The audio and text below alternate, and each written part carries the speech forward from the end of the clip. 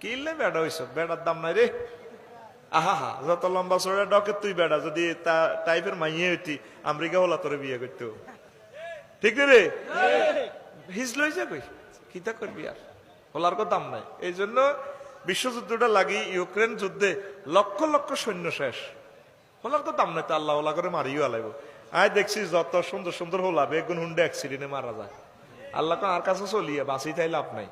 মায়ের বাগও দিলে কোনো মায়া নাই তো, মাগো শুধু একটাই কথা, হলা কি করে হলা শুয়ারিয়াড়ে মানুষের, শুয়ারিয়াড়ে দিলে হাতে 2 ঘন্টা 3 ঘন্টা দেয়, হাতে ক্যারাম বোর্ড খেলে, হাতে ব্যাডমিন্টন খেলে, ক্রিকেট খেলে, হাতে ডাং ডাং করে, চাকরি বানালাই আর কি।